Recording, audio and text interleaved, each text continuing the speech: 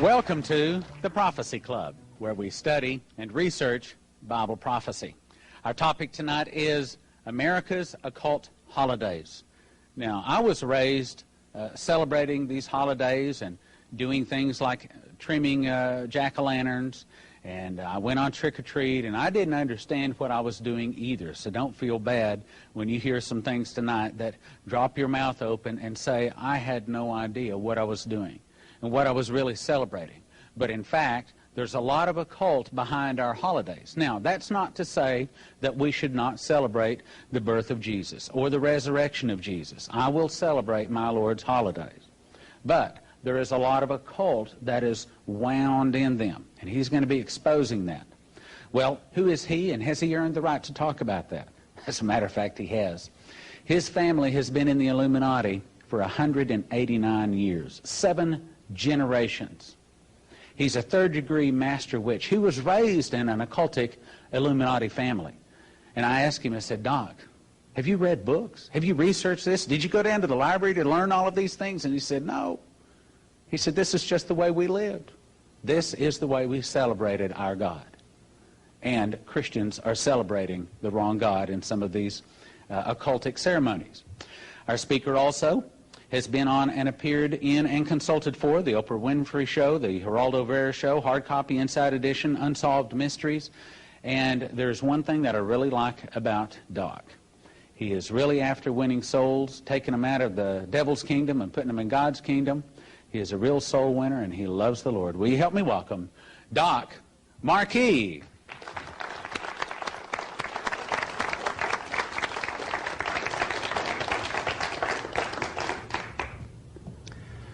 Many of us normally celebrate various holidays thinking that they're Christian or that they're American ones and that there's nothing wrong with them. What we are going to learn tonight is going to startle most of you. Hopefully it'll challenge you. If nothing else, this information has been kicking up a lot of dirt. I'm not kidding. I have seen reactions that I did not think was going to happen. I am talking about where people literally, I tell you, you'd almost think that they were going to get into a fight over this. But then again, as Christians, we're not supposed to be standing still anyways. We're supposed to be moving and serving the Lord. Now, I'm going to give you the very short version of how I got into the occult to begin with. When I say short, I'm not kidding. I have a ton of materials I need to present to people. When I was 3 years old, I was brought to my dedication ceremony in the Illuminati. Now, this is not unusual. Many people here in the Christian community, you will take your children, you'll bring them to your various churches, your denomination, what have you, and you'll offer them up to God, correct? Well, in the occult world, they're doing the same thing, except they're offering their children up to Lucifer. Now, this is nothing unusual. It really isn't. For the occultists, this is a normal practice. When you look at anything in the occult, all you have to do is compare it to the Bible. You're going to find out just about everything in the occult was either reversed or perverted from the Holy Scriptures. In the end, you're going to find out that Lucifer has never had an original idea yet. All he did was create a war and think he was going to become God, and we all know what happened then. For the next 10 years, I was put into what's known as the outer court. Now, this is best understood as the Illuminati's version of a seminary. This is where you're taught all the rites, the rituals, the 8 nights of human sacrifice, spellcasting, alchemy, so on and so forth. So by the time I was 13, at the end of another ceremony, this was my initiation ceremony now, they brought forth a book that was made out of lamb's hide. It's known as the Book of the Dead in the occult. They brought forth a quilled feather and then a ceremonial knife called athame. They sliced my arm wide open, passed me that quilled feather. I had to dip it in my own blood and sign my new occult name in this book. This made me one of them. Now, isn't it interesting how in the book of Revelation we find out that in heaven there's an angel signing our name in the Lamb's Book of Life? Again, just another occult counterfeit. For the next 4 years, I was going through the ranks like all other Illuminists, to where by the time I was 17, I became initiated as a High Druid priest, or what's best understood as a third-level witch or a master witch. At that point, it gave me authority over a particular region. Now, a region is a governing area in which, in this case, the third-level witch had full authority over. We had a little bit more than 1,000 illuminists within this area at the time. A year and a half later, I went into the United States Army under orders from my bosses in the Illuminati. Now, this was not my idea. Okay, don't get me wrong. You know, but I did not go in for patriotic reasons back then. I would do it now, but the Illuminati, since the mid-60s, have had an ongoing plan in which they were sending in hundreds and thousands of their own people to where they wanted to infiltrate every single military base around the world. Once these bases were infiltrated, they would start setting up their own covens. Now, the reason they were doing this was so that they could recruit key people from the military into their own ranks. And this would help them out tremendously. Let's say you were into communications, and I initiated you into the coven. Well, because you had access to communications, you're one of us. I now have access to communications. If you had access to supplies, I had anything I wanted because you were now one of us. I had access to what you had access to. And unfortunately, the Illuminati is too good at what they do, because as of April 1978, if you check the Army Chaplain's Handbook on Religious Requirements, you will find out that just about every single major occult religion is listed in it. We're talking Satanism, witchcraft, you name it, it's just about there. And it's all legal. They're federally recognized, they have tax exemption, they have priesthood status, and it's all perfectly legal to be practiced on every single military base throughout the world now. And you know, there's nothing we can legally do to stop it. Of course, we weren't going to be told that this is what was really going on, but nevertheless, they did it. Well, to make a very long story short, when I was at Fort Lewis, Washington, a young man, I didn't know him too well, he was just an acquaintance, walked up to me and started a conversation. Shortly after that, he had to leave, but he asked me if I wanted to go to church with him on Sunday. You know, and back then, of course, there was no way you were going to get me to set foot in any church. You know, but I have to tell you the truth. Let me tell you, for the next 3 years, my life literally was a nightmare. Because no matter where I went, and no matter how far I went, there were some born-again Christians just waiting to witness to me. I mean, they were falling out of the trees, jumping out of the bushes, and I am not kidding when I tell you this. This is the truth. I actually saw one jump out of a moving vehicle once to try to witness to me, but I ran faster that day than that Christian did. To wrap it up, as I was saying, I have a lot to present, but at the end of those 3 years, I finally saw what I was doing in light of what the Christians were saying all along. On April 15th, 1979, I went into a Christian church as a sold-out slave of Satan's, and I left as a born-again child of the King. And for the last 18.5 years, I've been running a ministry called Christians Exposing the Occult. We're in there trying to get people out of the occult. There's more going on nowadays than most Christians would realize. And it's sad. It really saddens me at times, because we're the only ones who actually can be used of God to get these people out. And so many times, we just don't seem to be doing it. What we are going to be doing now, as I stated before, we're going to be going over certain holidays. Just about every single holiday you can think of, and we're going to get into the origins of all this. I am hoping that at the end, this challenges you. Not to go out and have me shot, but challenges you as a Christian, your conviction, your dedication to Christ. There are 8 nights of human sacrifice on the Illuminati's calendar. Starting from the top, December 21st is the night of Yule. It moves down to Imbolg, Ostara, Beltane, Litha, Lughnasadh, Mabon, and finally Samhain. Now, the reason December 21st is at the top is because, according to the Celtic calendar, This is the calendar that the Illuminati uses to this very day. The last day of the old year is October 31st. It begins on November 1st, the new year. Now you're going to find out this will have great significance. We will be getting to that. As we look through these nights, you're going to find interesting things are happening to them.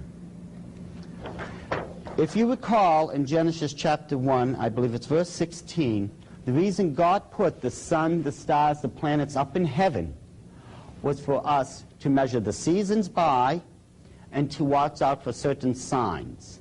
This was a very specific purpose God put them there. And look at this. The winter solstice, the spring equinox, the summer solstice, and the autumnal equinox. Those are the seasons we're supposed to measure on the calendar. And yet, look at what the occultists did. Already they started perverting it by putting those nights of human sacrifice right on them. And mind you, those 4 nights that line up with the 4 seasons, those are the minor ones. That's to say, almost as if to say, well, God is so minor in his plans that we're not even going to bother to recognize them with the major holidays. Nevertheless, these holidays constitutes already a perversion of our calendar. And you're going to see just how bad this has really gotten. Starting with December 21st. From December 21st down to February 1st, there was a 6-week period.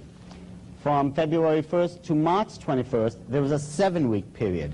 Then notice how the pattern keeps repeating itself.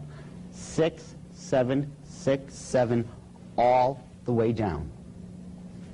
And there is a very good reason for this.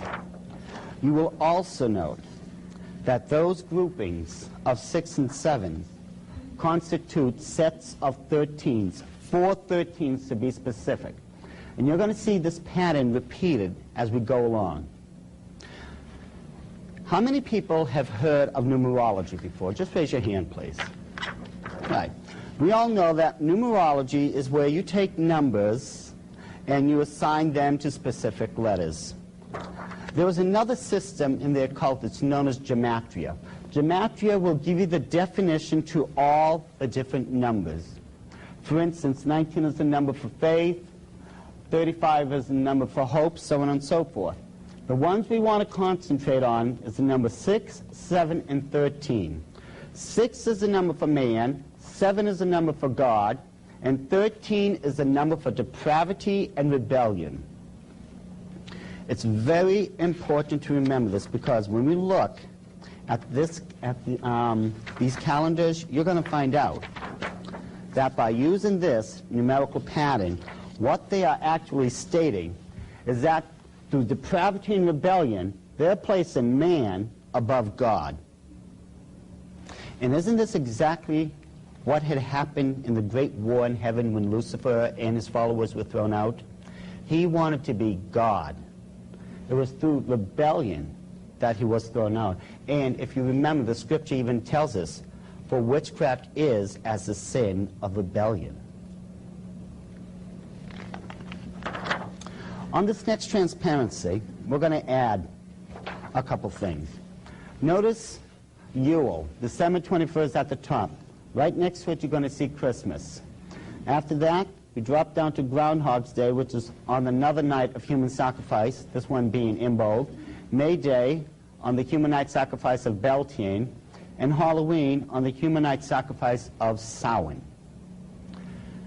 These are just some of the holidays, some of the major ones that we celebrate. And can you see how they're already lining up with these occult Sabbaths? And you're going to find out that there was a reason. As we go through this, you will also note we're going to add different ones to it. This time, we will add Inauguration Day, January 20th, Valentine's Day, February 14th, April Fool's Day, Independence Day, July 4th, July 19th, 1996, which was the Olympic Games, you will note that the next Olympic Games is going to be on the human night sacrifice of Mabon in the year 2000. Now, there was something strange going on with the Olympic Games. How many of you can recall the way that they started the 1992 Olympic Game openings? Does anyone recall what they did? They had an archer take an arrow, and he had it lit, and he shot it into the air, it arced over, it landed in the traditional Olympic bowl. This reminded me of the story of Prometheus, how he stole fire from the gods. Take a good look at this next transparency. You will notice that red spiraling object on top of the tower. That is the new Olympic bowl. Do you know what the papers were calling that? That was being referred to as the Olympic cauldron. And it was being properly referred to as a cauldron for some very specific reasons. First of all, just by looking at it, you can tell that this cauldron is a red one. It had to be red because the first family of the Illuminati, the head of it to this very day, Lord James Rothschild himself, his name Rothschild from the German means red shield. Second of all, you will notice how that cauldron is spiraling down and inwardly. There's a very good reason for that. When witches, especially those in the Illuminati, are concluding a lot of their ceremonies, they will dance in a spiraling formation. The reason it spirals inward is because they're bringing together, supposedly, great metaphysical energies to where at the end of the ceremony they will release all this through the cone of power, and then it will go out to do whatever they want it to do. It's for this reason that they do that spiraling, because of the spiral dance. Those jet flames up there, there were 18 of them. The reason there was 18 because it constitutes the triplicity of their favorite number, 6 plus 6 plus 6. That's why there was 18. Now, in the occult world, there are two gods, the god and the goddess. Semiramis is the goddess. Her son/husband, Nimrod, is the god. Now, when you see the crescent moon, this is the oldest symbol that recognizes the goddess, or Semiramis. When you see the five-pointed star, you're looking at what's known as a pentagram. This is the symbol for Nimrod. Now, when you see the crescent moon and the five-pointed star in the center of it, you are looking at the oldest sign in existence that symbolizes both God and goddess, Semiramis and Nimrod. If you will look right here, you will notice this is a crescent moon. And you will see the five-pointed star sitting right in it. If we were to take that out, you would see another crescent moon here with a second star right above it. And then after that, the last crescent moon under the bottom with that yellow star up there. This is the new emblem for the Olympic game. As I stated before, the next Olympic game is going to happen September 21st in the year 2000, Sydney, Australia. I can only imagine what they're going to do this time. I don't expect it to get any better. I'm expecting it to get a lot worse. There is a reason why these days were put in the specific pattern they were. Starting at the top. When we look at Inauguration Day, January 20th, this is when your president takes his oath of office. Do you know originally it was never that? It used to be November. The Illuminati had it moved up purposely to where it fit the pattern. And we're going to go with that pattern right now. You will notice Inauguration Day is exactly 13 days before the human night sacrifice of Imbolg. Valentine's Day is exactly 13 nights after the human night sacrifice of Imbolc. Easter, I will get into that afterwards. They have to use astrology to figure out when Easter is going to be every year. I'll explain that afterwards. All Fool's Day, or April Fool's Day, is exactly 13 weeks from the beginning of your calendar. Independence Day is exactly 13 days after the human night sacrifice of Litha. Last year's Olympic game was exactly 13 days before the human night sacrifice of Lunarsad. And if you notice, the next one is going to be exactly on the night of a human sacrifice. Are you beginning to see this numerical pattern? How all these 13s are lining up? Let's face it, we can't deny the mathematics of this. All you have to do is just sit down at the calendar and count. It will point out these are all separated by 13s. And there are reasons. The main reason, at least for this alignment, is because every single one of these holidays are occultic in origin. We're going to be able to, Lord willing, go over the majority of them tonight. Starting with Christmas. Now, I am very well aware that, of course, most people in the Christian realm, just about anyone for that matter of fact, believes Christmas has everything to do with the birthday of Jesus Christ, correct? However, when you look at the scriptures, there is no way, first of all, Jesus Christ could have been born on December 25th, as they like to state, because the Bible tells us that, if you look in the book of Luke, that the shepherds were still out in the field tending to their flock. To this very day, Judaic tradition teaches us they don't bring the sheep in from the fields until the second week of October. Christ could not have been born in December then. It had to have been right before that event had happened. If you have your Bibles, turn to Jeremiah chapter 10. There's an interesting event that's going on here. And then you tell me what this sounds like. Hear ye the word which the Lord speaketh unto you, O house of Israel. Thus saith the Lord, learn not the way of the heathen. Get that one memorized, folks. Learn not to do what these occultists are doing. What are they doing? Learn not the way of the heathen, and be not dismayed at the signs of heaven, for the heathen are dismayed at them. For the customs of the people are vain. For one cutteth a tree out of the forest, the work of the hands of the workmen, with the axe. They deck it with silver and with gold. They fasten it with nails and with hammers, that it move not. That's a Christmas tree.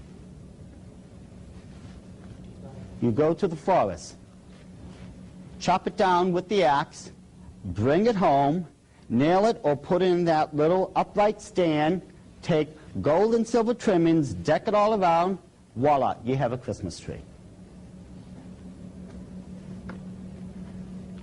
We think this tree is supposed to be part of the birthday of Christ. How? That one's still a mystery to me. But I have to tell you, when you look at the occult religion, you're going to find out that there are very specific trees that are very sacred in the occult realm. Just a couple examples I put up here. The oak tree is the most sacred of all the trees for the Druids. The Druids were the high priests of the Celtic tribe. As a matter of fact, the name Druid from the ancient Gaelic means the men of oak. The Egyptian, well, they had plenty of palm trees around there. That became a very sacred tree to their god Ra. And of course in Scandinavia, where Odin was supposedly the chief god of the entire pantheon, he wanted the fir tree. Now, these people in the occult nowadays, they are still taking gold and silver decorations, putting it on their trees. A lot of them are taking cookies, putting them on the trees also after they've baked them. They will take chestnuts, tie traditional Christmas color ribbon around them, or I should say Yule ribbons. See, you call Christmas what it is. The occult, it's properly known as Yule. We'll get to that.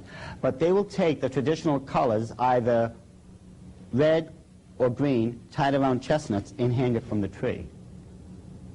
This is how just, some of the items became part of your so-called Christmas holiday. It is also, if you remember, the five-pointed star, the pentagram, is the oldest symbol that represents Nimrod. See, in the occult world, from November 1st all the way through April 30th, the god is in charge. He will rule over the world for those 6 months. After that, the goddess takes over. At this point of the season, he is known as the winter god. He is also commonly referred to as the horned god, the stag god, the god of the hunt, so on and so forth. It is for this reason, his symbol, the five-pointed star now, you've been placing it on top of these Christmas trees. How many of us have done this in the past? Be honest, yeah. We've been putting those on top of our trees. In the old days, of course, what they used to do, they would take candles, put them on the branches of the trees and light them.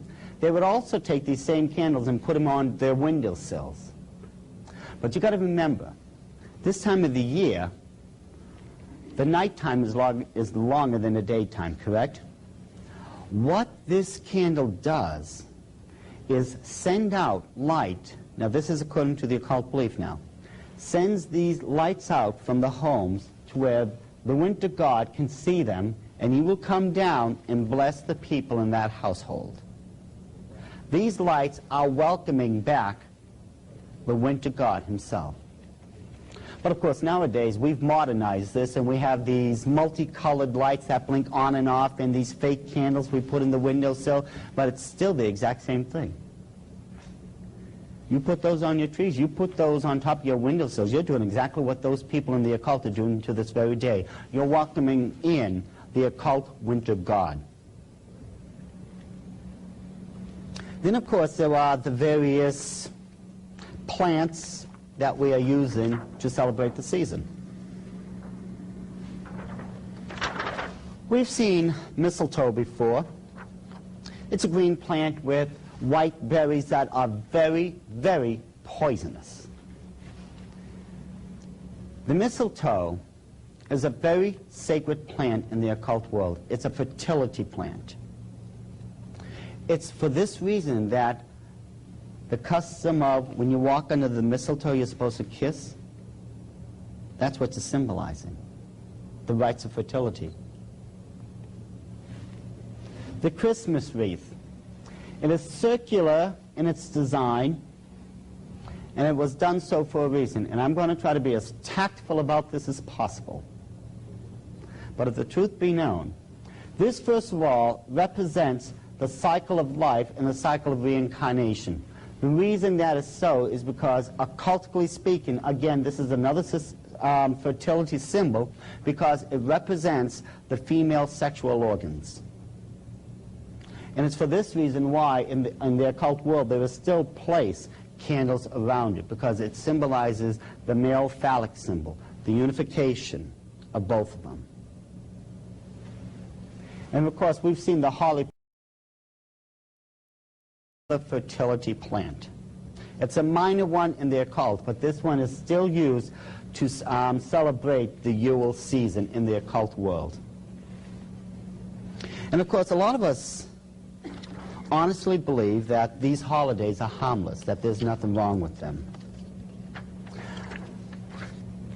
Well, as we continue along,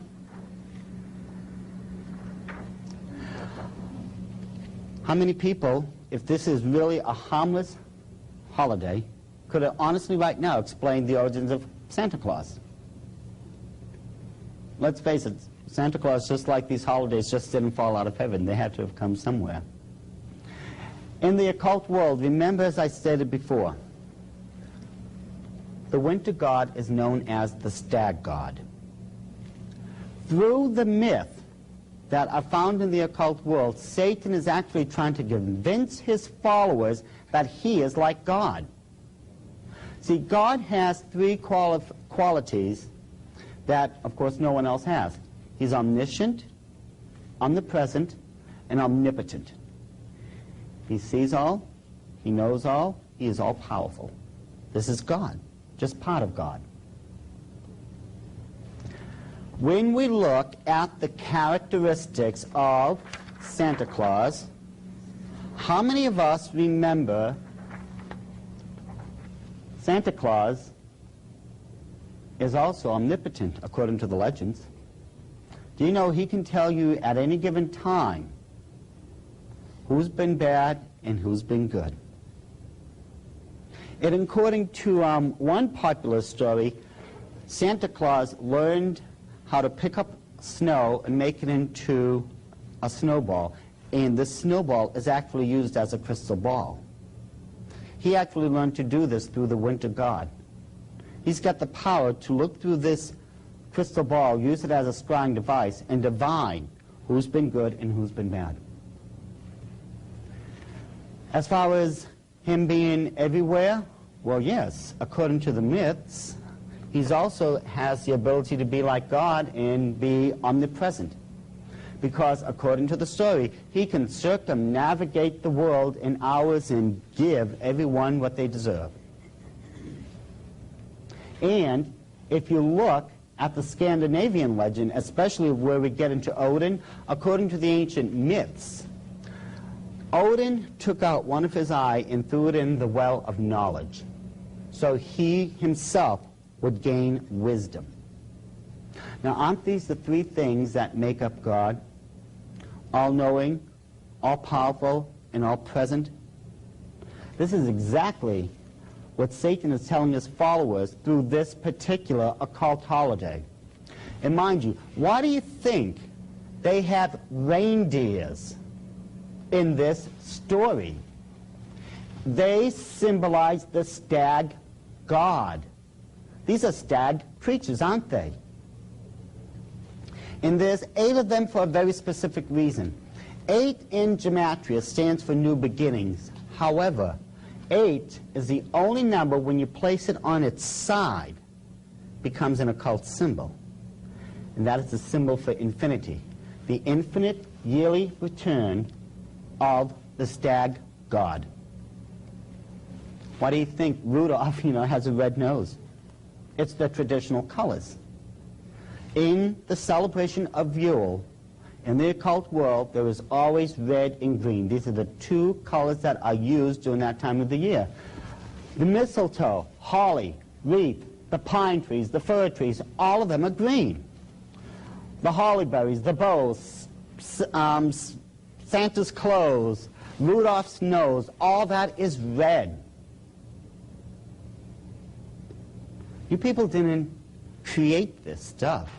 It was already there. All that happened is that it was brought into your American calendar and it became Americanized and Christianized. That's how you get this. So the question is, whose birthday is December 25th then, if it's not Jesus Christ? Semiramis and Nimrod, the 2 original co-founders of the occult world, had a child. He was known as Tammuz. Tammuz was born on December 25th. 4 days before December 25th is when the night of Yule begins. It was purposely brought to December 25th for a reason, as far as Christmas goes. It was done for a reason. Back during the early Roman Empire days, when you had the first popes, of course, we know historically speaking, the first one was Constantine. He took over Rome in 313 AD and then established the Council of Trent and declared what was known as the Edict of Milan in 323 AD, to where he started what he wanted now, what he called a state religion. Now Constantine, and this is historically, you can prove this easily, was a practicing pagan. He was an occultist. He took these pagan occult rituals and holidays, put them in this new state religion, and if you would, candy-coated it with an air of Christianity. The reason he did that, because he knew the pagans would recognize this for what it really was and still come in. December 25th, as I stated before, is the birthday of Tammuz. What was also going on during the Roman empires in those days, on December 25th now, was the day of Saturnalia. To the Romans, the head of all the gods was the god known as Saturn. This festival to Saturn was marked with a couple very specific events. First of all, there would be great banquets. Second of all, people would be drinking till they could drink no longer. Third, they would be giving out presents to one another. Now think about this. Don't we have our traditional Christmas banquets to this very day? Aren't we having wassail and other different types of drinks during this holiday?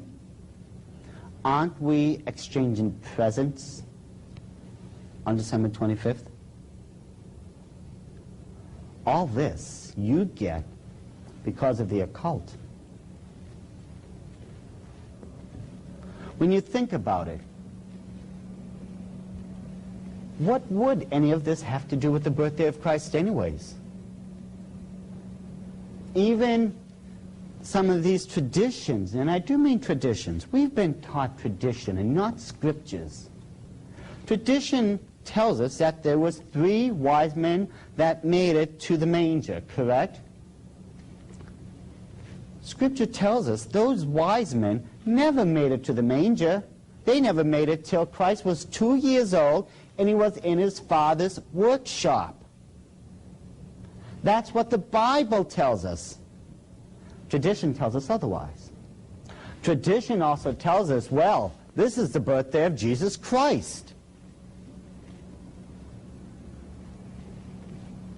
We have to make up our minds if we're going to go by tradition or if we're going to go by Scripture.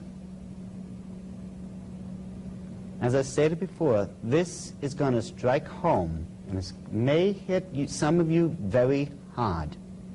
But the truth is, as born-again Christians, we have to remember Jeremiah chapter 10 tells us we are not supposed to learn the way of the heathens. You will find out when Joshua was bringing the children of Israel into the promised land, the reason God threw all those people and those nations out was because they were all practicing the occult religions.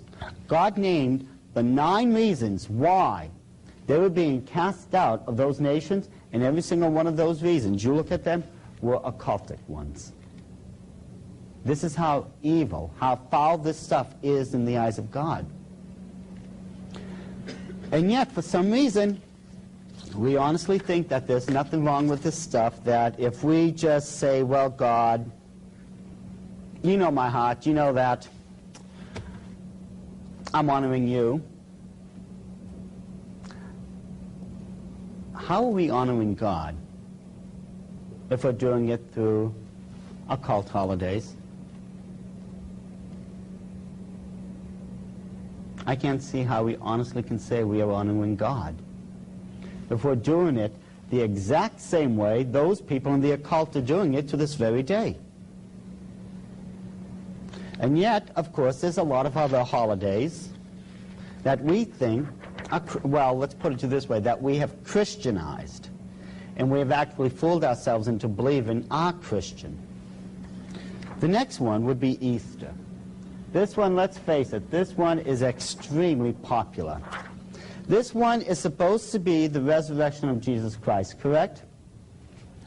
And yet, you're going to find out Easter and the resurrection of Jesus Christ have absolutely nothing in common.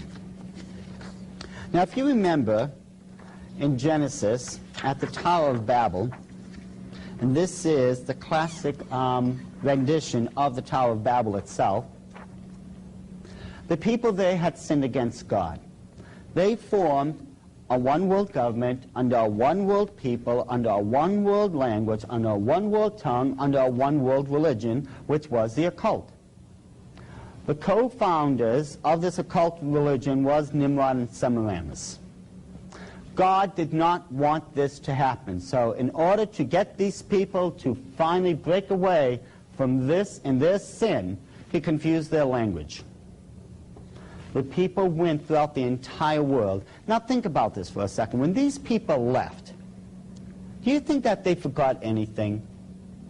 Do you think that they suddenly forgot their occult religion? Do you think they finally that they forgot where they came from and what they did? Of course they didn't. When we take a look at the next great empire that came about after Babylon, we see something very interesting here. Now down here is a great pyramid of Giza. It's on the Giza Plateau in Egypt. But if you look at the top one, that is what's known as a step pyramid. It was one of the earliest pyramids ever built. It was built by the pharaoh Djoser. Isn't that the exact formation that they were building the Tower of Babylon with?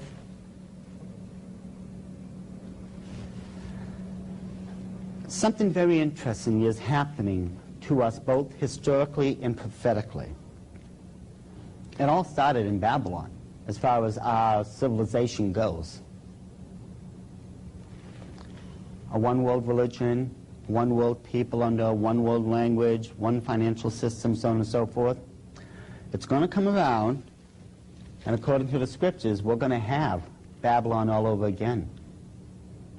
We're going to have this one-world order under a one-world people, under a one-world occult religion.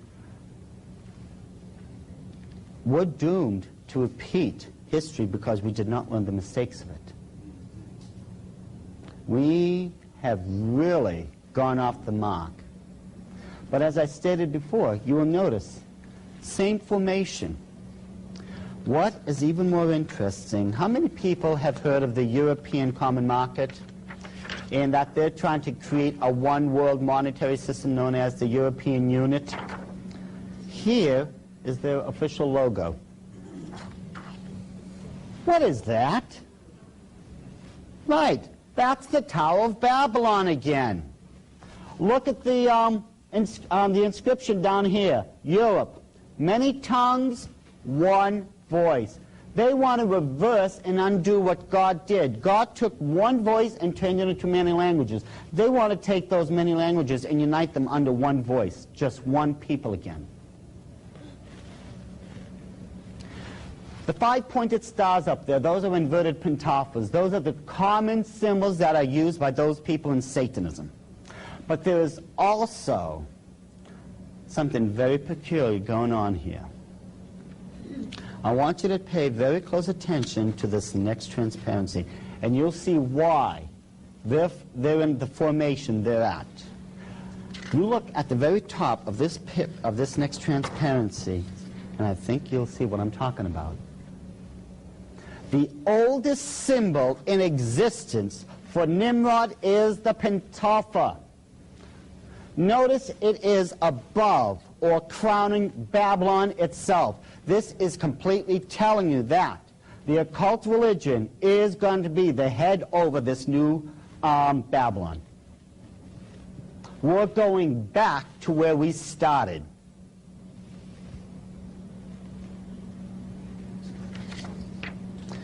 If you remember in your scriptures, when Paul was going through Rome, Greece, the whole empire, well, Paul himself was not noted as a quiet man. If nothing else, Paul himself, let's face it, got into a bit of trouble. Thrown into prison at least 3 times. They tried to stone him to death. They definitely ran him out of town many times. And there was one particular event, if you people will recall it in the scriptures, where they went into, they actually were trying to get into this one temple and trying to tell these people, you're not supposed to be worshiping these false gods.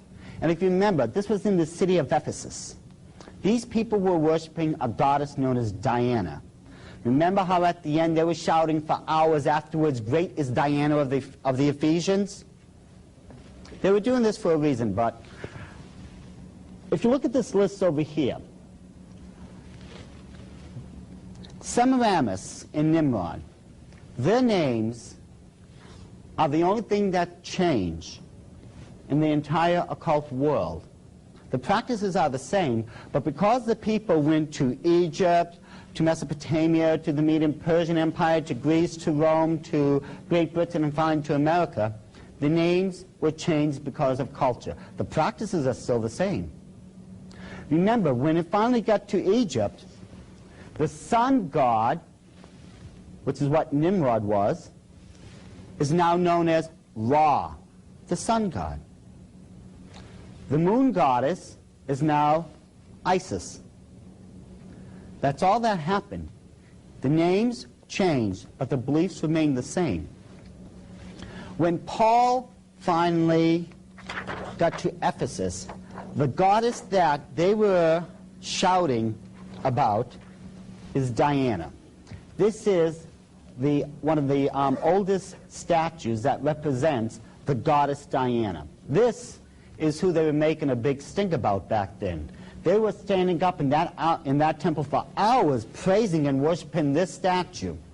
Now remember, as I told you before, Semiramis is a fertility goddess.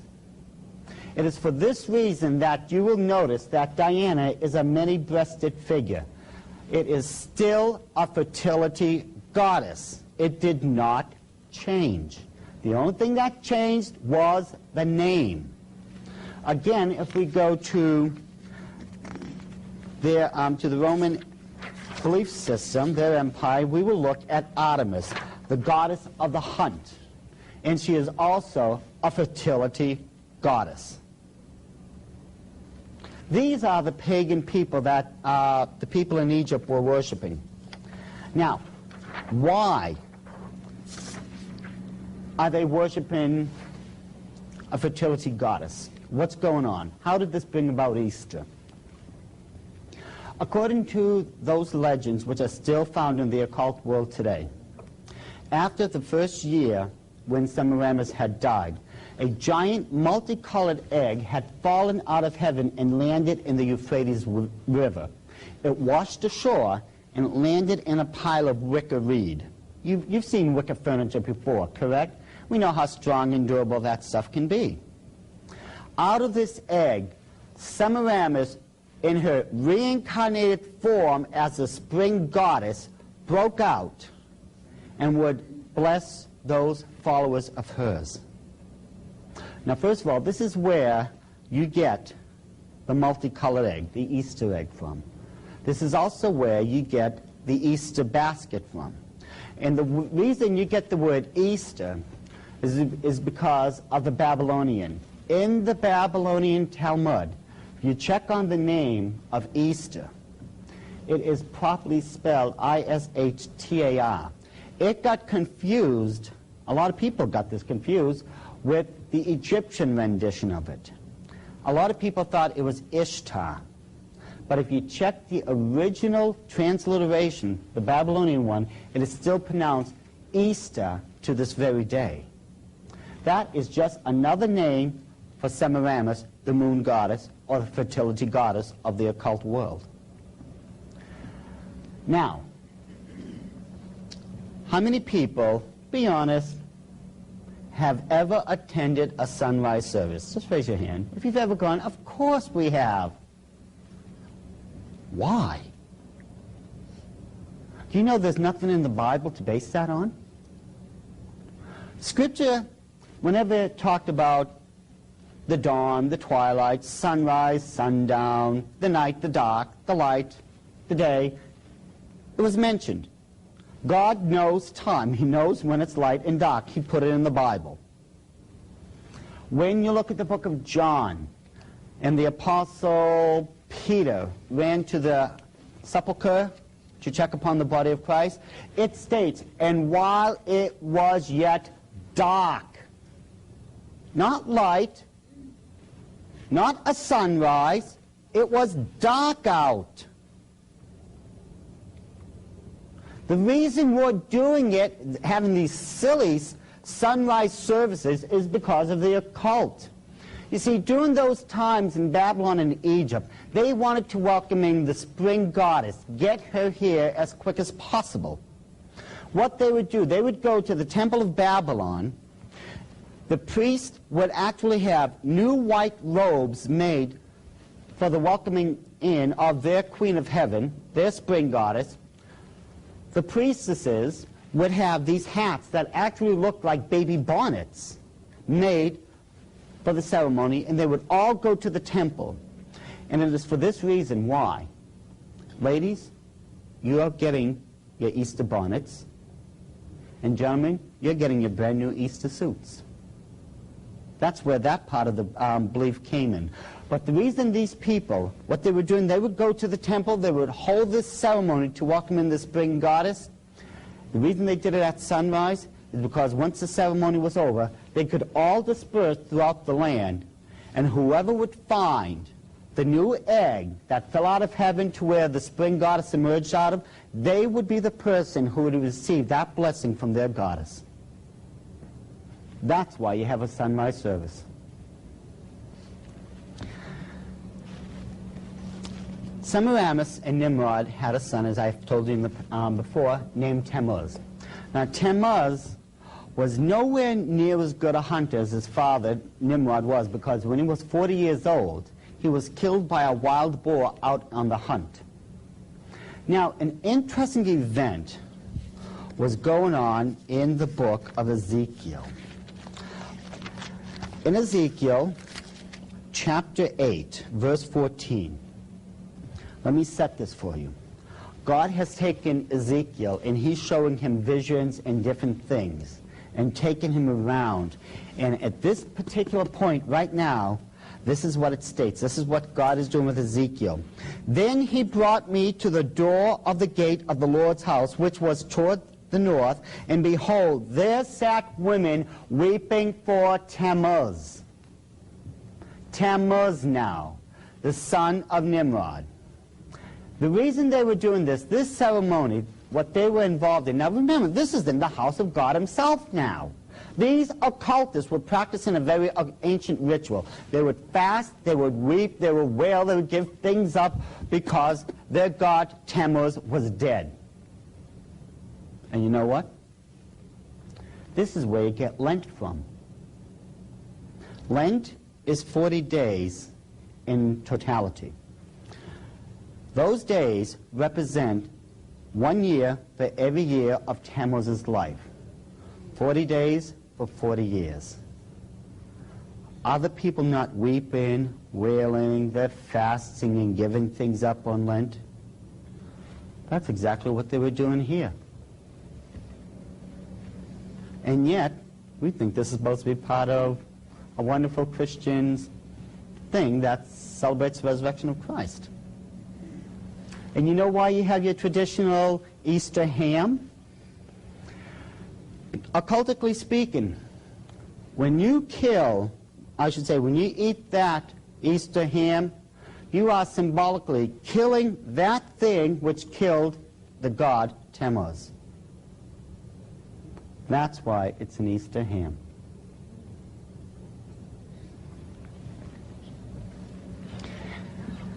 We have brought all these things into the church, and we think of them as harmless Christian holidays, and there's really nothing harmless about them.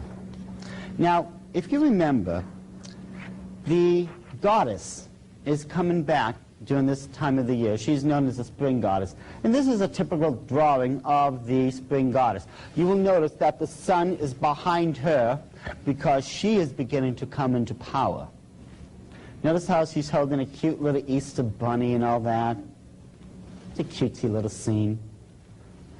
But tell me, what does a bunny have to do with the resurrection of Jesus Christ? I mean, I would like just one person for once, I don't care if it's a theologian, a doctor who has his doctorate in divinity, I don't care who it is. Could someone in the Christian world explain the Easter Bunny to me? I can tell you how it came into the Christian world through the occult. North American Indians commonly used a totem pole and carved animal faces in it to depict various gods of their belief, correct? They were doing that back in Babylon. Where do you think they got it from? Remember, this stuff spread throughout the world. Eventually, it had to end up in North America. The oldest symbol to recognize the fertility goddess, that of Semiramis, is the bunny. The reason it is the bunny, because the bunny is the fastest procreating creature that we know of. That's why it was the Easter rabbit, or the Easter bunny. That's where you get it from. This is straight from the occult. And if you don't want to believe me, go to an occult bookstore or to a witch's shop or something like that. They'll explain this to you. If you don't want to believe me, ask them about why a rabbit. What's up with the spring goddess? What is with the name Easter? They'll tell you the truth about this, especially if you try to get them to believe that you're interested in it. Be interested in for finding out the truth. Don't be interested in because you want to join. You know, but this has been going on and on and on for thousands of years. We have just simply taken all this and have Christianized it. For some reason, we as Christians have allowed this into the church. Now, I will tell you, the deception that the Bible warned us about would be very strong. It specifically stated that it would be so strong that if it was possible, it would deceive the very elect of God itself. And I think this is what we allowed to happen. You're being given the truth of what's going on in the occult and how these things became Americanized and Christianized. Once you've been given the entire information, you become responsible to God for it, don't you? Mm-hmm. Hosea stated, "My people die for a lack of knowledge." How many of you are willing to not just live for Christ, but live for Christ as a responsible, sold-out servant of His? This is what you have to ask yourself. On this next holiday, which you commonly call Halloween, in the occult world they call it Samhain. Now, when you look at the name, it looks as if it's saying Samhain or something like that. No, no, no, no. This is properly pronounced in the ancient Gaelic as Samhain. Samhain, according to occult tradition, was the Lord of the Dead.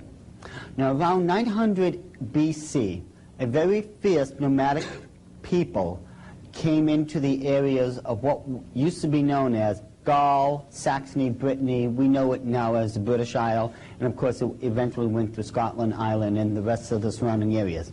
These people were known as the Celts.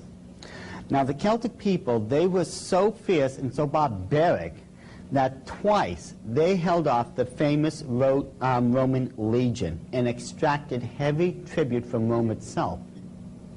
They literally held all power from 900 B.C. to approximately 900 A.D. in that area. The Celtic Lord of the Dead, Samhain, is just another name, Samhain, for Nimrod. You study all the myths, all the occult myths of Samhain. He is also a stag god. has horns just like the stag god of the occult world that is so constant. But this particular time of the year, October 29th through the 31st, those 3 days constitute what's known as Samhain. Everyone thinks Halloween is just a one-night thing, October 31st, but it is not. See, in the occult world, this is a 3-day fire festival. It lasts from the 29th through the 31st. During the time when the Druid priest held power in Great Britain, now the Druids held all power. You couldn't get married without their permission. You couldn't hold any type of official title in the clan without their permission. You couldn't even attend any of their religious ceremonies without their permission. They literally held power over all life and death, and you're really going to find out how in this example. During the nights of Samhain, the Druids would gather at these giant megalithic stone circles. One of the most common known stone circle is, of course, Stonehenge. Just about everyone has seen Stonehenge at one time or another, be it in picture or if they were actually there. Now, Stonehenge, as I said, it's a megalithic crop circle. Megalithic crop circle, that's the UFOs. Wrong subject. But we could always get there. This is a megalithic stone circle. It served 3 specific functions. First of all, it was a temple complex. Second of all, it served as an astrological observatory. Third, it served as a place of human sacrifice. Archaeologists have already unearthed, underneath Stonehenge, over 4,000 human skeletal remains. And that's just Stonehenge. There are hundreds of these throughout the British Isles. This one, believe it or not, is small compared to some of the others. The one in Avebury is over a mile in circumference. This is just a small one. And there's over 4,000 dead human sacrifices underneath it. You multiply that by X amount of hundreds of these stone circles, and I think you'll understand what the Druids were all about and why they were so greatly feared by the common folk. During the time of Samhain, the Druids, in this example, they would meet at Stonehenge. They had a giant cauldron, a black pot, that they would fill with what you would best understand as an apple cider-like substance. They would light the pot, and then all the Druid priests would go out throughout the countryside. They would go to various mansions, to castles, to people of nobility such as the earls, marquis, dukes, what have you. They would walk up to the front door of these places, and you want to know what they would yell out? Trick or treat, exactly. Now see, trick or treat is a 2-part expression that literally sent waves and waves and waves of panic throughout the people who ever heard it. You see, if the Lord of the Manor cooperated with the Druids, he would take one of his own servants or one of his own household members, someone of his own family, and pass them over to the Druids to be used as a human sacrifice offering that night. The Druids would leave you a treat for your cooperation. They would take a pumpkin that was previously hollowed out and filled with human fat. They would leave it on the front doorstep and light it. This served as a water protection from all the demonic forces that would be unleashed that night. Now this is where we get into the trick. If you did not cooperate with the Druids, they would take blood from a dead body that they had actually been dragging around and paint the 6-pointed star with the circle around it. This is known as a hexagram, from the Latin hexere for 6. This is the foulest, the most evil of all the symbols in the occult world. I don't care what anyone else tells you. You need that symbol if you're going to summon a demon to this plane of existence. The Druids would paint that in human blood on the people's front door. Someone would die between those nights because of the demonic forces that were summoned. 4 or 5 hours later, the Druids would all return, in this example, as I stated, back to Stonehenge. Once they got back to Stonehenge, they would take these people and put them in these cages. One particular cage is of great interest. They would take those wicker reeds. Remember how we had talked about those before, how the Easter egg landed in wicker? And it's a very, very durable material. What the Druids would do a week before Samhain began, they would send the Celtic warriors out throughout the countryside where they would gather up thousands of these wicker reeds. Once they brought them back, they formed a giant wicker man. The wicker man looked something similar to this. It stood approximately 25 to 30 feet in height and was just intercrossing wicker reed to where it formed the effigy of a human man. This would usually be 2 to 3 levels in height and have cages running throughout it. The Druids, once they brought back all the human sacrifice offerings from trick-or-treating, they would throw them into those cages and tie them. Now, if by some chance they ran out of space in the wicker man, they had these regular square cages made out of wicker that they had set aside just in case. Now, this is where the Druids now would have their version of fun. They would take approximately 12 prisoners, 12 people now who were going to be used as human sacrifice offerings, and line them up in a single row in front of that cauldron. They would take an apple, throw it into the cauldron, and say, if you can take that in between your teeth on the first try, you will be set free immediately. Who would do that? Raise your hand. Who would try to grab that apple in between their teeth so that they could be set free? Who would do it? Raise your hand, please. There's only one problem, though. That cauldron has been boiling away for 4 to 5 hours now. The boiling temperature of liquid is 212 degrees Fahrenheit. Now, who would do it? No volunteers? You? You know you'd be the only one then who would have a chance of living. You see, if you didn't try for it, you were going to end up as a human sacrifice offering anyways. This was your only way out. Every single person there did take the chance, except with dire consequences, let's face it. After they plunged their heads into that boiling liquid, their faces, their neck, and I don't even know how much of their chest and back, literally was just melting to where they would be permanently disfigured and unrecognizable. Many of them went blind because of the 212-degree liquid that was burning their eye sockets away.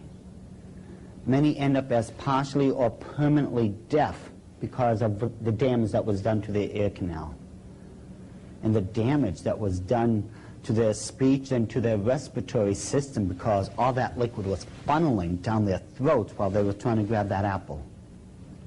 And yes, this is where you got that cutesy little game, bobbing for apples. Now, if you did grab that apple on the first try in between your teeth, they held to their promise. They let you go. Some life afterwards. But if you didn't do it, they would throw you on the ground and behead you right there on the spot.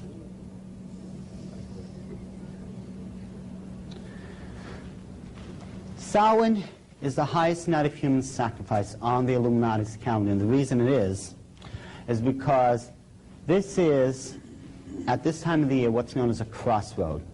It ends the old year and begins the new one. Now, all crossroads in the occult are sacred.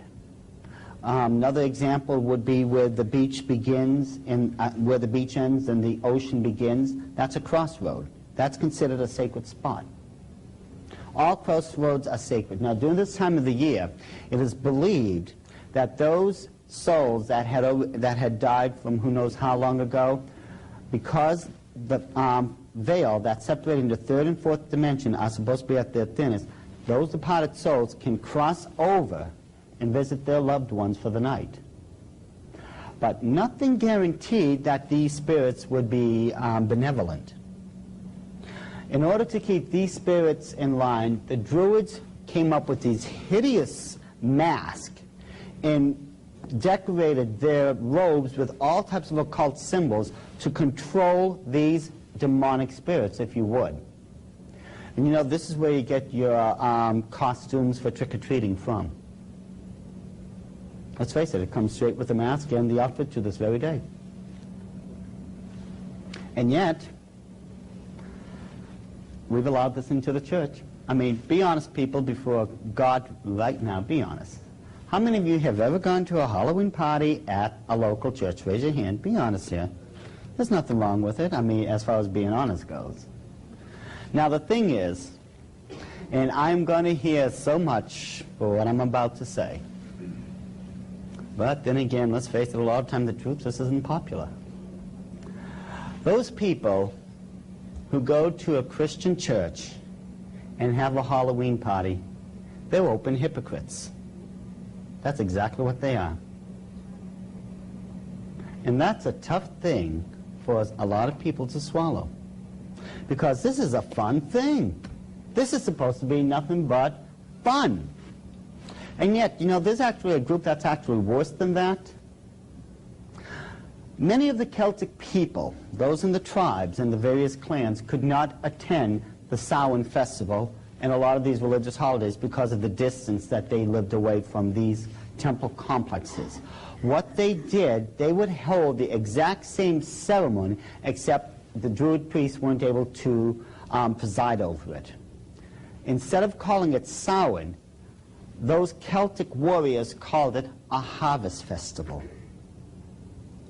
Now, how many of us have ever gone to a church where there has been a harvest festival? Those people doing the harvest festival, they're the closet hypocrites. I mean, bad enough being open about it, but being a closet hypocrite about it, I mean, really. But that's exactly what's going on. We've given it this wonderful Christian air. We've even gone so far as to tell the kids, it's okay if you wear a costume that has Moses or Ruth or Mary or whoever. It is not all right. When the Bible said, learn not to do the way of the heathen, do you think God was just taking up space? We have got to make up our minds one way or the other to commit ourselves for Christ or not to. Those are the only two choices we have. Because when you look at the 3rd chapter of the book of Revelation, it talks about a curse that's upon our church age, and that's known as the Laodicean church age. The Laodicean Christians, for the most part, are just lukewarm at best. And those are fence walkers. A fence walker is just walking the mark, and he's not committing one way or the other. How can God bless a person who won't make up his mind one way or the other? This is what it comes down to. And didn't Hosea himself say that my people die for lack of knowledge? Well, I think we're getting a fair amount of knowledge right now, but the question is, what are you going to do with it? This is what you have to ask yourselves. And as I said before, this is not a popular topic of discussion. Let's face it.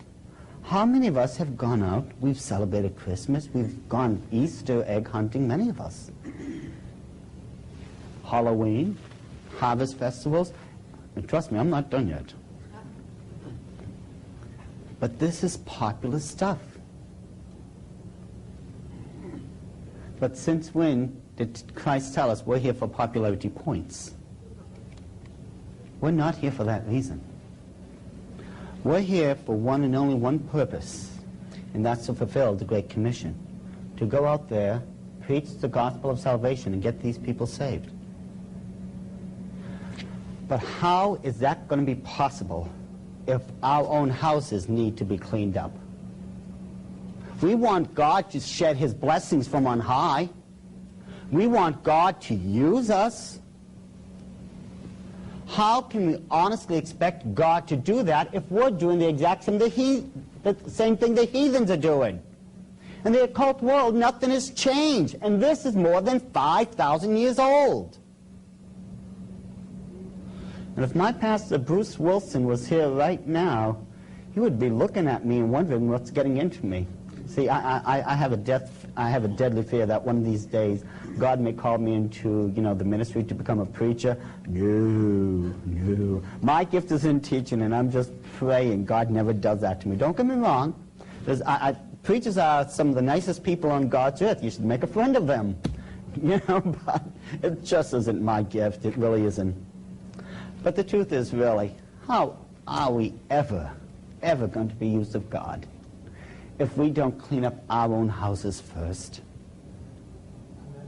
There's just so much that we, and again, here I go, people, that we would love to blame other people for doing. Oh, do you see what that person has done?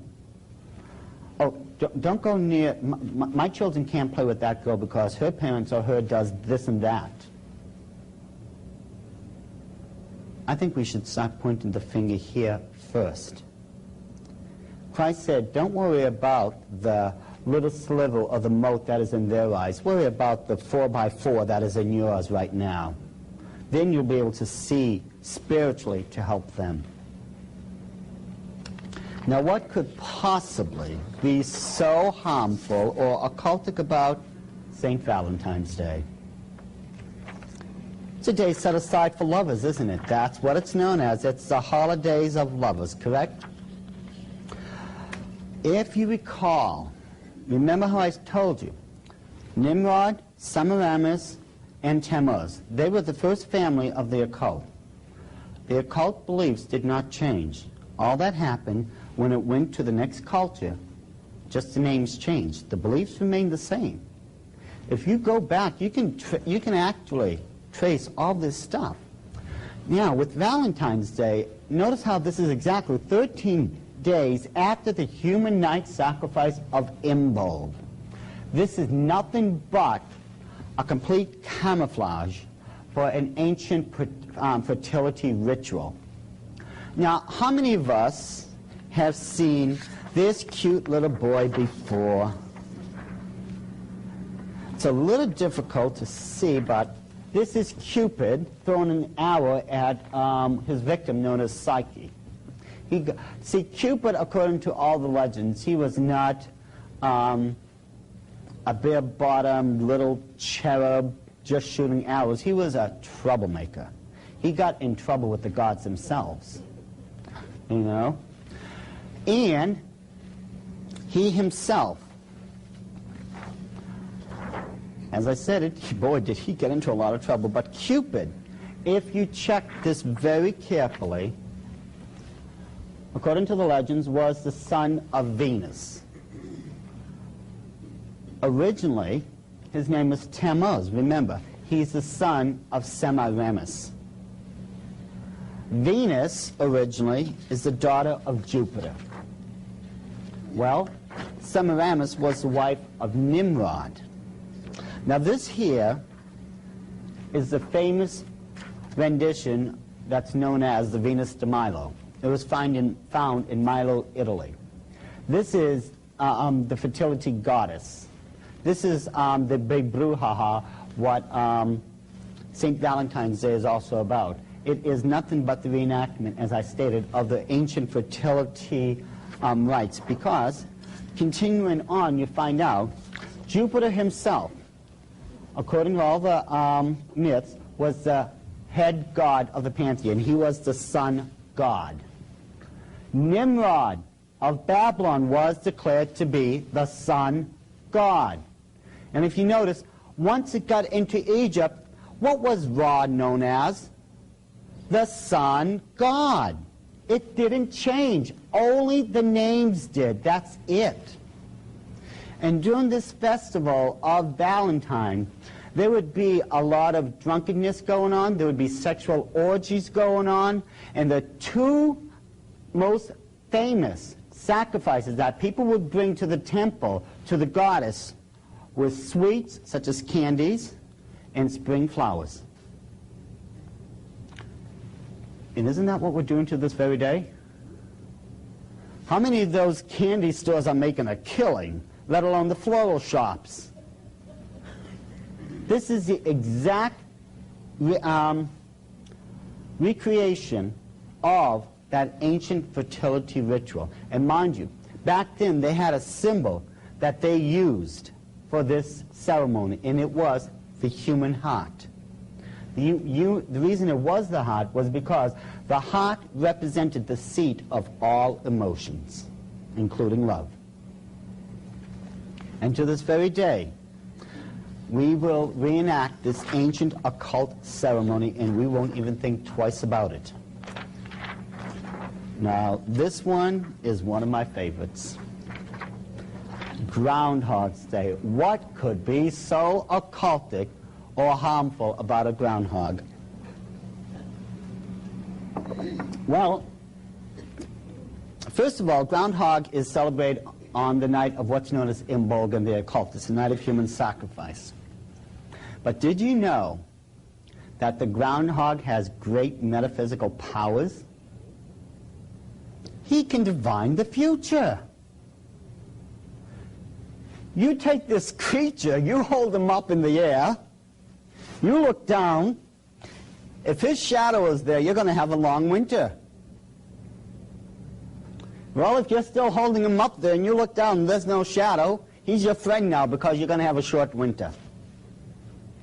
This cute little fellow that they're constantly using every year that you see on TV, that's Punxsutawney Phil. Punxsutawney Phil has the ability to tell not only the future, but the weather better than the weatherman. Anyways, oh, by the way, how many of you had ever seen that movie, Groundhog's Day? You want to talk about reincarnation and what it's all about? Anyway, the groundhog itself is the perfect representation of the spring goddess. We're going to do a comparison in a minute. But over here, we see a young maiden, a mature woman, and an old lady. These three ladies represent the three stages of the Earth Mother's life. She comes in as a young maiden. May 1st, she matures into the Earth Mother, and around October, she goes into what's known as the old crone. This is what's known as the maid, the mother, and the crone. This represents the three facets of the Earth Mother. Now, when we take a look at the groundhog and compare it to the Earth Mother, you're going to find that there is no difference. You see, the Earth Goddess, when her time is over and the stag god comes in, she goes into the earth and sleeps until the spring. Isn't this what the groundhog does? He goes into the earth and he hibernates. The Earth Goddess is sleeping in between two specific periods of time, winter and spring. Isn't that exactly what the groundhog is doing? Work with me here. Nod, yes. Don't force me to get desperate. The goddess is known as an earth creature. This is why she is referred to as the Earth Mother. Isn't the groundhog also an earth creature? The Earth Goddess will only begin to reawaken during springtime. That's when she begins to come back into power. That's when she begins to come back as that young maiden. Isn't that when the groundhog also begins to come back? The goddess completes the cycle of the year, or what's also known as reincarnation.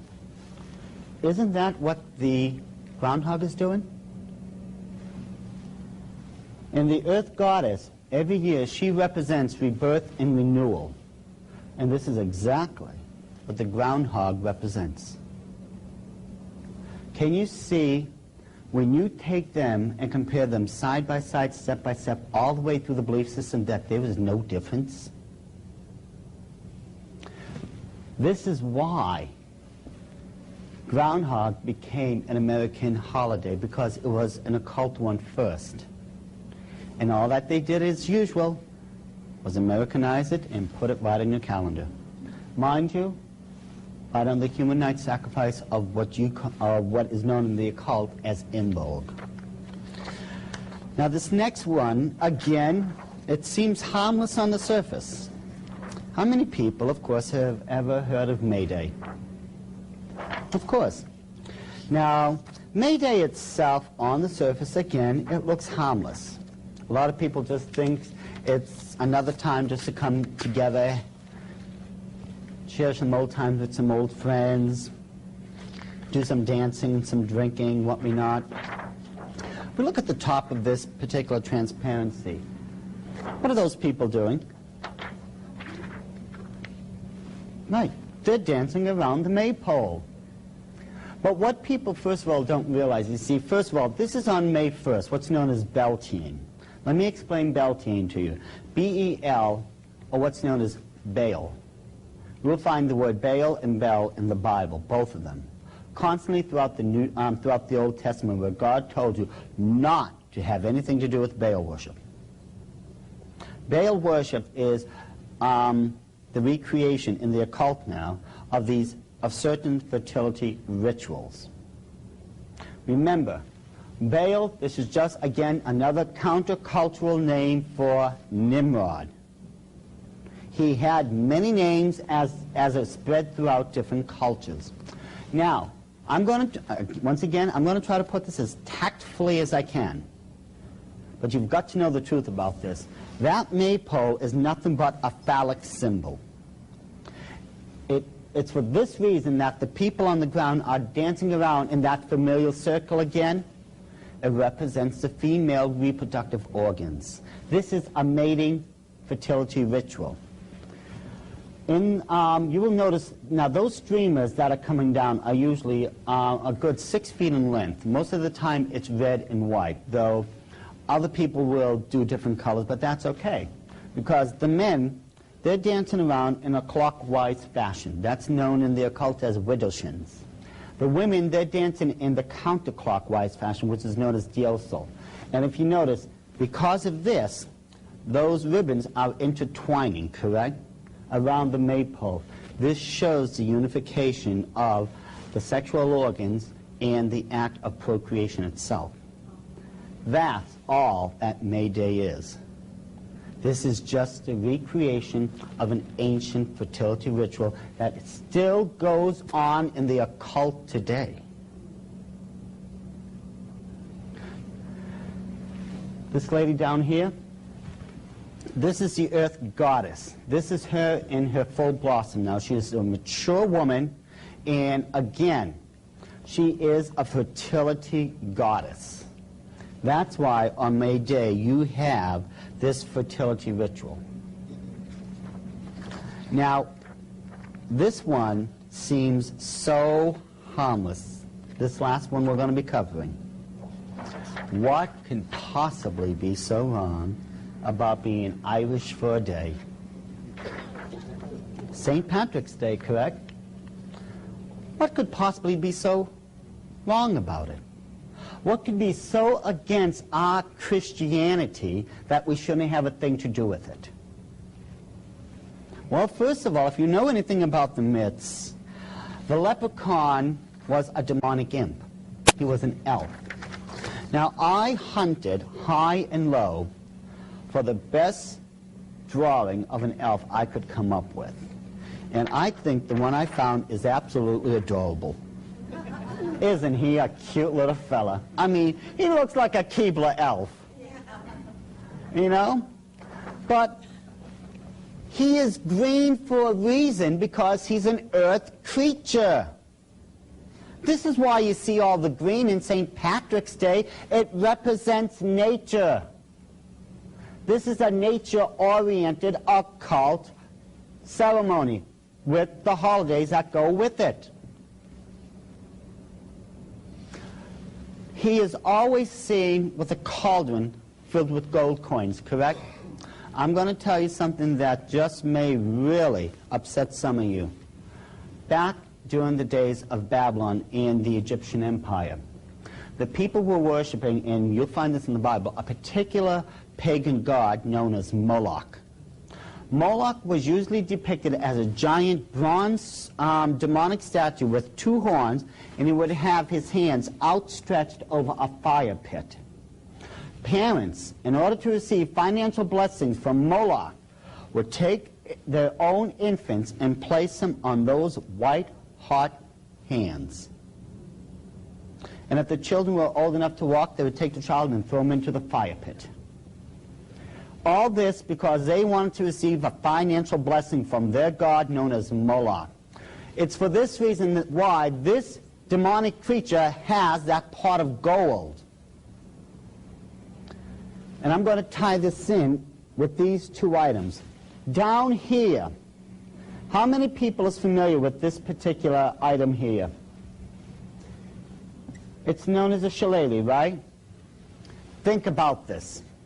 Remember how I told you everything, occultically speaking, you can find as far as a reversal or a counterfeit from the Holy Scriptures? What could that shillelagh be a counterfeit of? What was that? Moses' stuff. Aaron's rod, exactly. Aaron's rod held great power in it.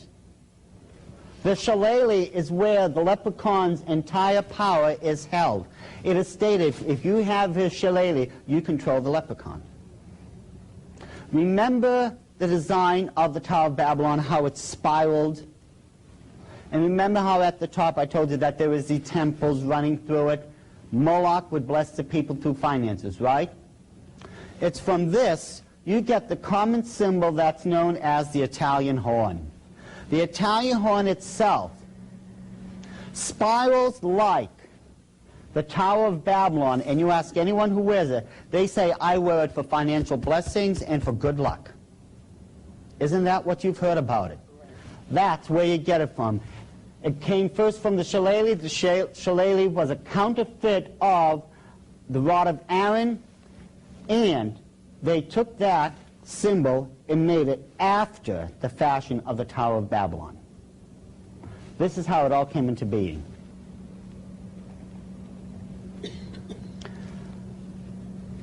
We like to boast to people that we are a Christian people. We are God's children. And yet, when we are honest with ourselves, our practices as far as any of these holidays will say the opposite. Those in the occult, those who worship Lucifer or Satan, whatever you want to call him, whatever occult religion these people are involved in, they're the ones who created all these occult holidays. They continue to this very day. Let's face it, we have Christmas, we have Easter, we have Halloween, we have May Day, St. Valentine's Day, St. Patrick's Day, so on and so forth. We really have to make up our minds, folks. Hosea once again said, my people are dying for a lack of knowledge. Well, the thing is, you've got the knowledge now. The question is, what are you going to do with it? We want to say that we're committed Christians, but are we committed to God, or should we just be committed?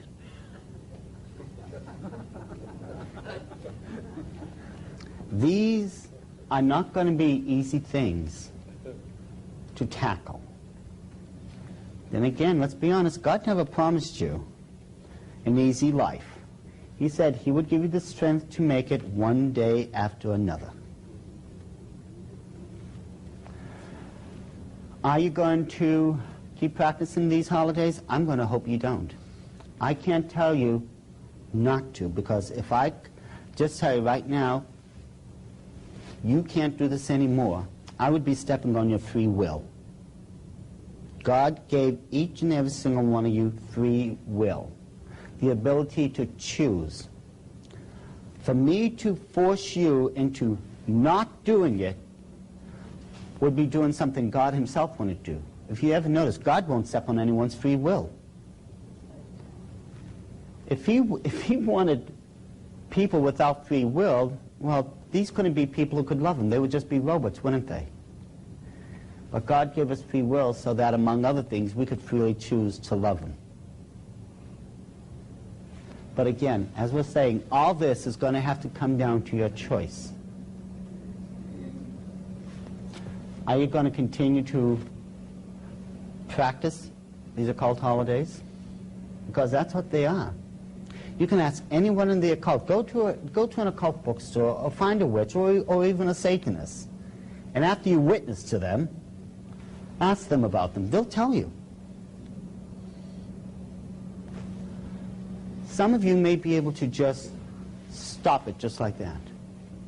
God be praised if you could. Some of you may have to try to do this slowly. Because let's face it, a lot of this has very deep roots into our lives and into our traditions. Scripture tells us in Romans 14, we're not supposed to be putting one day above another. It's never supposed to be like that. And do you know that birthdays were actually started in the occult before any of you had them? In the occult realm, the birthday of an individual is considered the highest day for their life because their god, Lucifer, gave them life. Even though we know that isn't true, but try to explain this to them. But this is actually how birthdays came about. It's important to remember, not one day is supposed to be put above another. Do you know that when Christ was teaching on the Decalogue, or the Ten Commandments, 9 of them he told us we should observe. One of them he said, you don't have to worry about. Does anyone know what that one was by any chance? Sabbath. The Sabbath, exactly. You're never supposed to worry about the Sabbath day again. And the reason is Christ said, I am the Lord of the Sabbath. You're supposed to be worshiping me every day of your life. It is not a go to church on Friday or Saturday or Sunday and get your fix. This is 7 days a week, love Christ. Not one day is supposed to be put above another. Not one day is just supposed to be set aside where you say, okay, I'm going to love Christ today, do his things as he said, and then for the next 6 days, live like I'm back in the world again. These are tough things, people. They're very popular. And I honestly wish I could just get every single one of you to just do something about it. But I can't. I don't have the authority, and even if I did, I still couldn't because I'd be stepping on your free will. But you've got to take all this information, go to your dear Heavenly Father, and you pray like you've never prayed about it before. Because I'll tell you right now, when I was in the Illuminati, I not only learned this, but I learned more things than what you can imagine, to where I can tell you right now, the New World Order is coming down the pipeline quicker than even what you've been told. And unless you're prepared as true Christians who's willing to stand up and be counted, I'm going to promise you right here and now, you're going to be bowled over and there's nothing you can do about it. Remember, an educated person can't be taken over because they see it coming, they know what they're doing. However, an ignorant person doesn't see it coming, and he won't know what hits him until it's too late. The choice is up to you. Are you going to worship God all out, 100%? Are you only going to worship him part of the way and become and stay as maybe a Laodicean Christian? Are some of you just happy in your Christian comfort zones? Because let's face it, those Christian comfort zones, people, hey, they keep us from getting involved, don't they? They keep us from getting our fingers dirty, our knees from getting scraped. It's a wonderful thing to have. But I don't remember one of the apostles having them. I don't remember one of the regular disciples having them. think about what you've been told tonight. I'm honestly praying it not only convicts you, but it causes you to truly dedicate yourselves to a 100% sold-out mindset to where this is how you're going to serve Christ for the rest of your life. I'm going to turn over to Stan, and truly, people, I do ask God blesses you and that you do make a wise decision.